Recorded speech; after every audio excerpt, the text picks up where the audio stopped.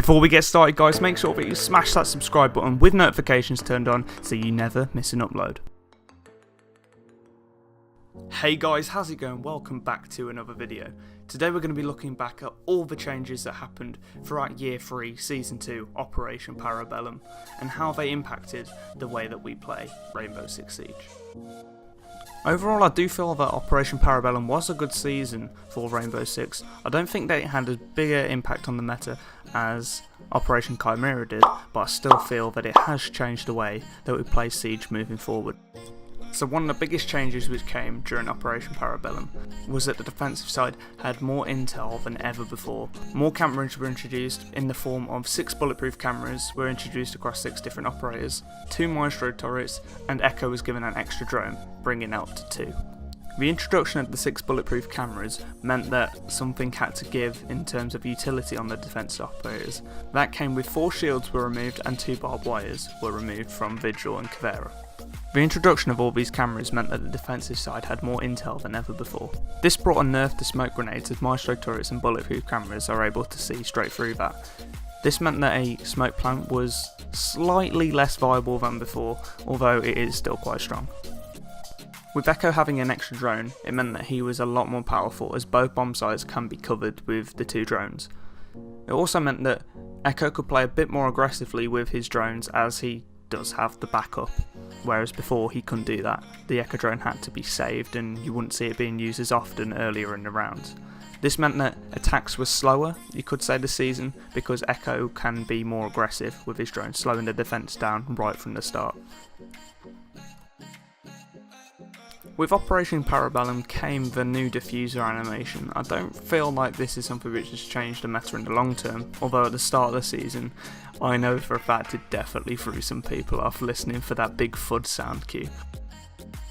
So obviously we have the big changes of a new season, and that is the new operators. This season we saw the introduction of Maestro and Alibi. So Maestro, I feel like his biggest impact that he has is that he slows down the plant and the fact that he can see through smoke. With his laser beam doing constant damage, he can kill the person planting, so it forces them to stop, and it just wastes time in the round, so later on in the round he can be a match winner. Another effect that Maestro's turret has is that it wastes utility as it's indestructible unless it's hit with an explosive. What this does is it also gives Sledge a slight buff as he's the most suitable to destroy the turrets. Out of the 2 new operators, I would say that Alibi has the least effect on the meta moving forward, as all she really does is make you second guess yourself, and even later on in the season that effect has got less and less as people have started to work out what Alibi is all about. I would say the main thing about Alibi is the fact that she's just a free speed with a good gun, and honestly I'd say that that's about it about Alibi. I don't really feel that she's impacted the meta that much to move forward, and I feel like her pick rate is going to go down and down as more seasons come in. One final big change which came with Operation Parabellum was the Clubhouse map buff. Roaming was now a thing on Clubhouse, and it meant that attacks were slower because it meant that you could roam and keep control of the middle floor from above and below because there was more flank routes. This also meant that it was harder to just get straight control of the middle floor and put pressure on the sides early in the round, and it meant that it was a lot slower paced. And I feel that that was a much better change, and it meant that Cash Room was also a viable site for once, and it's actually one of the most picked ones now. I would say it's my second choice. I would say Downstairs still the best, but then personally I would pick Cash Room, then Bedroom, and then probably Bar is now the weakest, because you can get control of strip and pull so much easier now with the extra walls in Bar. Honestly, I really like the Clubhouse map buff, and I feel like that was one of the best changes which came with Operation Parabellum.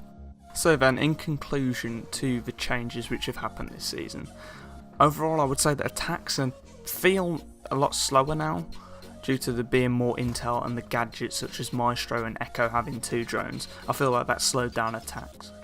Clubhouse is now a fun map, and games no longer feel repetitive on there. We've learned that Alibi is just a B-Tech Ella really, let's be honest, and her pit rate will go down with future seasons. Parabellum, I feel like, will be remembered as a season which covered the siege maps with cameras. I feel like it won't have a long-lasting change on the meta like what the likes of Operation Velvet Shell had with the introduction of Mirror, which has literally changed how the way we defend. I feel like these new operators and changes won't have that big of a difference on how we play Siege. Although it has changed Siege a little bit, it just won't be long-lasting, I don't feel. Anyway, I feel like it's been an enjoyable season, and bring on Operation Grim Sky.